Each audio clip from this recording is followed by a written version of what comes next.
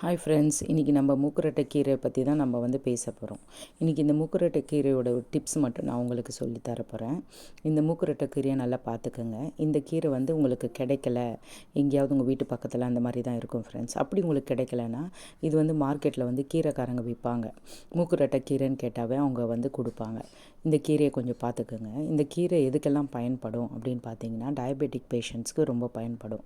இது நம்ம அதை கீரை நல்லா உரித்து டீ மாதிரி கூட வச்சு குடிக்கலாம். சரிங்களா? 3 கப் ஆஃப் வாட்டர் போட்டிங்கன்னா அந்த கீரை ஒரு கைப்பிடி போட்டுட்டு நம்ம நல்லா கொதிக்க விட்டு 1 கப்பு வர மாதிரி வச்சுக்கிட்டு நம்ம குடிக்கலாம். இது யாருக்கெல்லாம் பயன்படும் அப்படின்னு பார்த்தீங்கன்னா, டயபெட்டிக் பேஷண்ட்டு, கிட்னியில் ஸ்டோன் இருக்கிறவங்க, அப்புறம் டயாலிசிஸ் போகிற பேஷண்ட்டு, இவங்களுக்கெல்லாம் பயன்படும் ஃப்ரெண்ட்ஸ். இவங்களுக்கு டயாலிசிஸ் போகிறவங்களுக்கு 3 வேளையும் குடிக்கலாம். இது டீ மாதிரியே குடிக்கலாம்.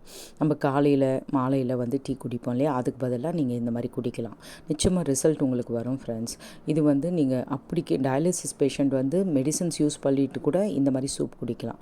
இது எப்படி யூஸ் பண்ணுறது அப்படின்னு பார்த்தீங்கன்னா, நமக்கு அப்படியே இந்த கீரை நம்ம ஸ்டாக் வச்சாலும் இருக்காது இல்லைங்களா.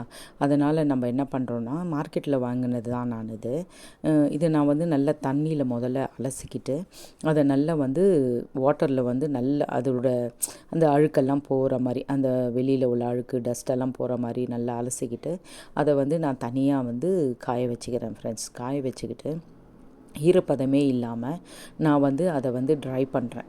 ட்ரை பண்ணுறது ஒரு 2 நாளைக்கு ட்ரை ஆகும், 3 நாளைக்கு ட்ரை ஆகும். உங்களுக்கே தெரியும் இல்லைங்களா, கொஞ்சம் ஒரு மாதிரி கலர் மாற ஆரம்பிக்கும். ட்ரை ஆகும்போது கலர் மாற ஆரம்பிக்கும்.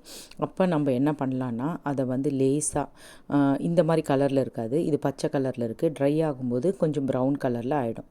அதை எடுத்து நம்ம நல்ல கடாயில் எடுத்து நல்லா கொஞ்சம் லேசாக வறுபட்டுட்டு அதை நம்ம பொடியாக்கிட்டு வச்சுக்கிட்டு, நமக்கு எப்போ தேவையோ, அதாவது நம்ம டயாலிசிஸ் பேஷண்ட்னா 3 வேளை குடிக்கலாம் இல்லைங்களா, இந்த டீ மாதிரி வச்சு நம்ம குடிக்கலாம். இது ஒரு சின்ன பிளான்ட்டு தான், நான் இப்போ தான் வளர்க்குறேன். இதை உங்களுக்கு பிடிச்சிருந்தா லைக்